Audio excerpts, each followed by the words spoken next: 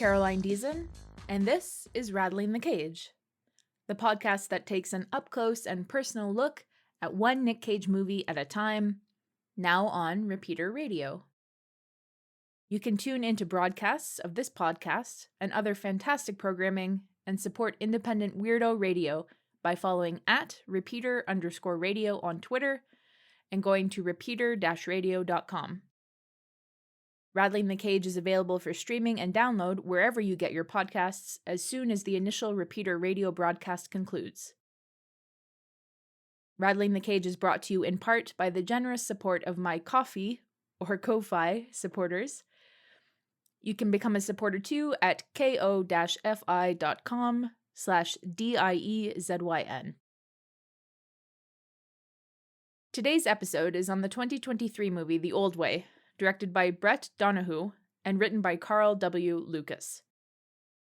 The Apple TV description of The Old Way is, an old gunslinger and his daughter must face the consequences of his past when the son of a man he murdered years ago arrives to take his revenge. The movie stars Nicolas Cage as the old gunslinger, Ryan Kiera Armstrong as his daughter, and it features Clint Howard as a member of the bad guys' gang. Fair warning, this will not be a spoiler-free episode. And as another warning, there are scenes in this movie that could be triggering to some, including scenes where a group of men intimidate a woman. They kill the woman off-screen, and there are implications that the killing was neither quick nor merciful, and that the men may have tortured or assaulted her before they killed her. The movie leaves a lot of this ambiguous, but the palpable fear the woman has when the men trap her was disturbing for me. Also, horses die on screen in this film. A reminder that a good source for any type of trigger warnings or content warnings is doesthedogdie.com. So I chose this movie because I've been engrossed in all things Western for a few months because I was writing about Kevin Costner's Western movie roles and his role in the TV show Yellowstone. The Old Way is the first time that Nick Cage has ever acted in a Western, a fact which is surprising when you think about how prolific he's been across so many genres. Now, quintessential Western actors like Kevin Costner, I argue in what I've been writing, often portray a stoic and quiet character. Clint Eastwood's Man with No Name and A Few Dollars More, for instance, and of course A Few Dollars More was based on Kurosawa's Yojimbo, a samurai movie.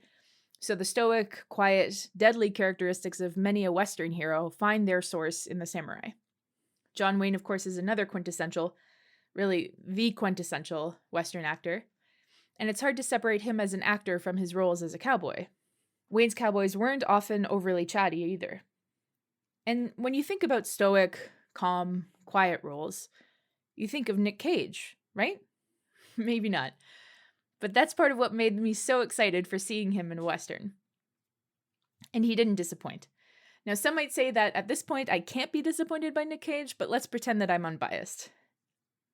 He does the quiet, cold, calm cowboy shtick well. But we're also treated to some of his trademark zaniness. So the movie begins with a public hanging.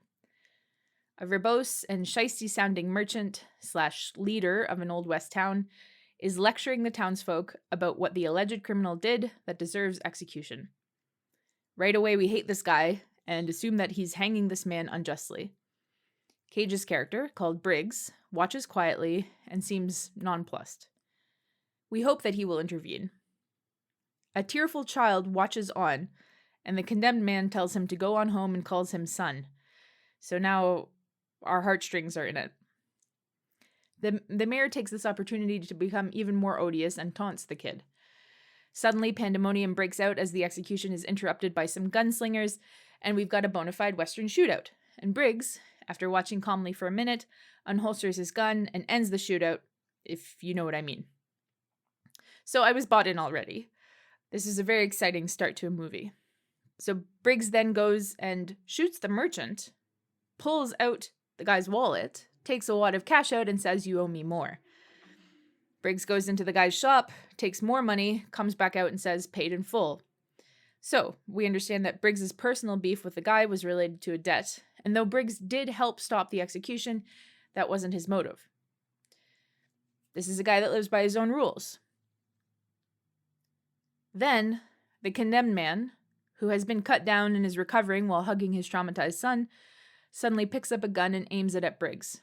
The man yells, "You killed my brother," because one of the men who had interrupted the execution, who Briggs easily dispatched during the shootout so that he could collect the debt, was this man's brother. Well, Briggs turns on the man and shoots him square in the forehead. So he's just evaded being hanged publicly, and now he's executed at point-blank range, right in front of his son. Our protagonist isn't just out for himself, he's also a cold-blooded killer. He was acting in self-defense, sure, but man, he killed the guy right in front of the guy's son. He gets on his horse, and he rides away without saying anything. The scene changes to the title card, and then again, and 20 years later appears on the screen, so you can imagine where this is going. But before we get to that, I want to comment on the westernness of this movie, insofar as things like the sprawling scenes of the Montana wilderness and the on-point musical score. The score is by composer Andrew Morgan Smith, who certainly did his fucking homework. I'm going to play a bit of it. Imagine a scene of beautiful evergreens across rolling mountains in the Montana wilderness. And then you hear this.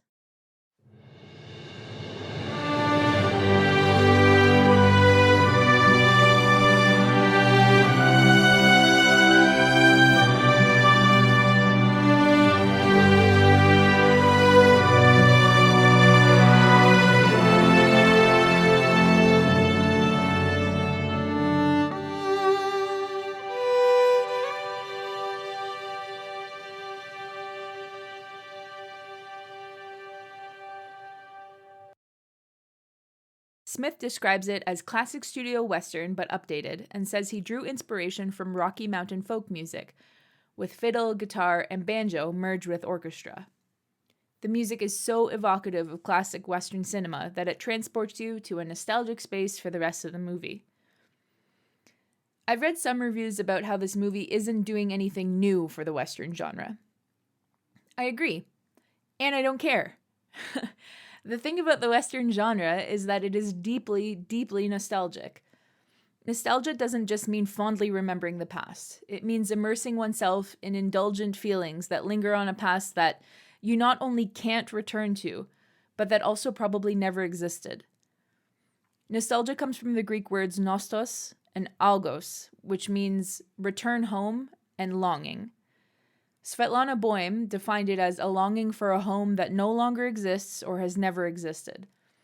She wrote that it's a sentiment of loss and displacement, but it is also a romance with one's own fantasy. Since the actual days of the Wild West has been romanticized. It never existed in the ways that we remember it, and even as it existed, it was being mythologized.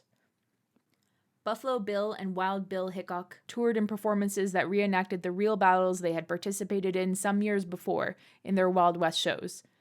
Before the West was no longer wild, it was fiction, performance, pageantry. I write about this in detail in other places that I can hopefully share soon, but I'm bringing it up because I disagree with critic responses to The Old Way. Saying that the movie doesn't do anything new with the Western genre seems to be forgetting that the genre itself is in love with nostalgia, in love with conserving a fictionalized version of itself, in love with the old way, as it were. I'm not saying that this is a super smart story or anything, but I'm also saying that I don't care. This is a fairy tale, just like other Westerns. It's over the top and silly in some ways. If you're looking for progressiveness, the Western wouldn't be your first genre on the list anyway. Now, with that said, there are some neat parts about this movie that I think are, for lack of a better term, and acknowledging that the term itself is loaded and maybe inappropriate, progressive. Specifically, there's the character of Brooke Briggs, the young daughter of Ruth and Colton Briggs. Yes, the cold-blooded Briggs from the beginning of the film, whose first name is Colton, settled down with a wife and has a kid. Brooke is really the star of the film. Brooke is also not your typical young girl. She's got a lot of her father's quiet, no-nonsense attitude. So Briggs is now a shopkeeper in the town's general store, and when they discover that the schoolhouse is closed, Brooke spends the day with him at work. She meticulously organizes candy by color to pass the time, but also to scratch her own hyper-organization itch. And when the pair return home at the end of the day, they discover the sheriff at their house. The worst has happened. And you guessed it, the young boy from 20 years ago at the start of the movie is all grown up and out for revenge. He and his gang have brutally murdered Ruth. This is awful, obviously. I hate when a woman has to die to motivate a story. But her character did display awesome strength and badassery for the short time that she was on screen. When Brooke finds out about her mother's death, she doesn't really have a reaction. The sheriff remarks on how strange it is that Brooke doesn't seem that upset. This is a quiet, calculating little kid who has been traumatized and isn't reacting to it in ways that people might expect her to. Now, I'm not on the autism spectrum, and I haven't found anything written or recorded about this movie by someone who is on the autism spectrum. A few reviews mention that it seems that the movie is implying that the main characters, Brooke and Briggs himself, are on the autism spectrum, and these reviews are generally critical of the fact that the movie doesn't explore this more. Obviously, the movie doesn't use the term autism, and I'm not sure how someone on the autism spectrum would feel about diagnosing these characters. As I said, I can't speak to that experience. My interpretation of the characters is that they share a lot of the same characteristics, and this helps to strengthen their bond, even if Colton is very frustrated with his daughter at first. It's a testament to Cage's performance, in my opinion, that it's obvious that part of Colton's frustration with his daughter's behavior is frustration with his own behavior. He has spent his post-outlaw life working overtime to fit into the established social system. Of course, his life as an outlaw, and life in the Wild West in general, is not emblematic of one where adhering to a social system is expected, or even helpful. The movie plays this aspect of their characters for laughs at times, but it's also genuinely touching when the father and daughter bond over how they don't fit in well with others easily. The rest of the movie is, of course, a revenge plot, where Briggs has to reveal to his daughter that he was at one point a killer. And he's in fact famous for being such a ruthless, sharpshooting, real old cowboy. I like this part of the movie too, because it's in conversation with Western tropes about tall tales, and about the way that the law crept westward, putting an end to the wild in Wild West. At least that's what the stories would have you believe. And remember, the Wild West is all stories. I want you to understand how good a woman your mama was. She took Colton Briggs, the coldest killer that I've ever met, and she turned him into a family man. The Family Man. That's another movie. And another podcast episode. That's a clip from the trailer of the sheriff explaining to Brooke that the only reason Briggs stopped his outlaw life was because of his wife, Ruth. The sheriff later cautions Briggs not to return to his outlaw ways and get vengeance extrajudiciously. The sheriff tells Briggs that Briggs has a responsibility to his daughter. Briggs doesn't listen to the sheriff and instead decides to take his daughter along with him on his quest for vengeance, teaching her how to shoot. She's a chip off the old block and is able to mimic him, even if she's unable to mimic the sound of a crying child in the silliest scene of the movie.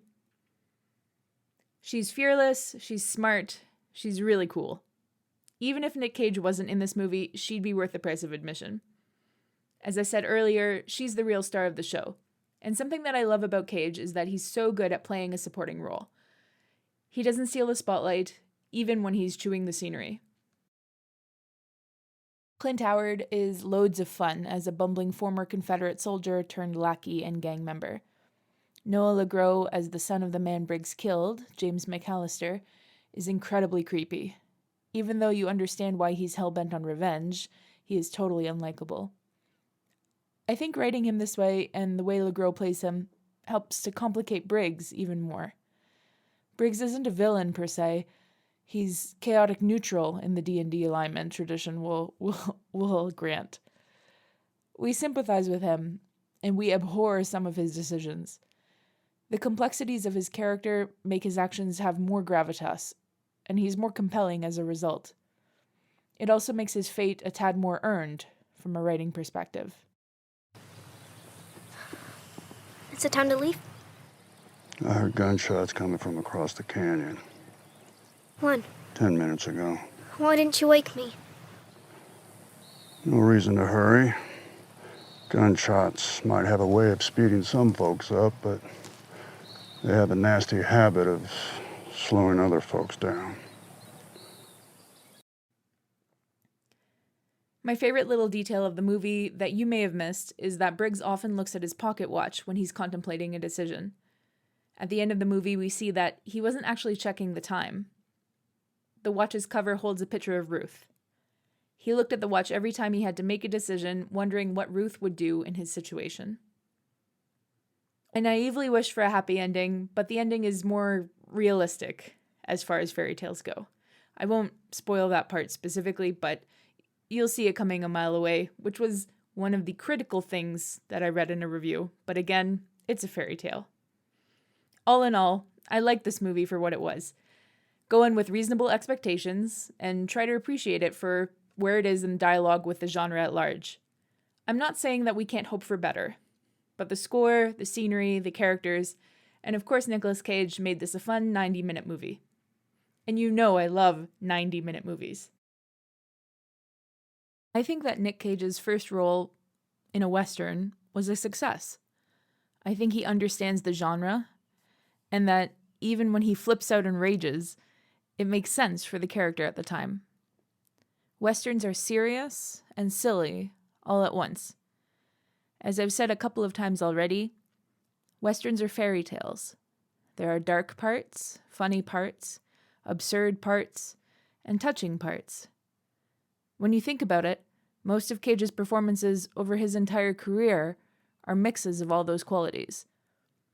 Shakespeare understood that a good play needs a mix of each of those qualities. Cage wants you to feel that within each of the characters he plays. When you stop worrying about pigeonholing him into one distinct type of actor and just let him entertain you, you'll start to appreciate it. And then you'll start to recognize it as genius. Believe me, it happened to me. So, dear listeners, I want to hear from you. Do you agree with the harsh reviews that this movie received online? Or do you think that I was giving it the credit that it deserves? Am I just biased towards Nick Cage and Westerns? Let me know on Twitter, Instagram, Facebook, any of the socials, which you can find at linktree.com/rattlingthecage. That's it for The Old Way. Tune in next time for the third movie in the Nick Cage Mount Rushmore. That's right, we're covering The Rock.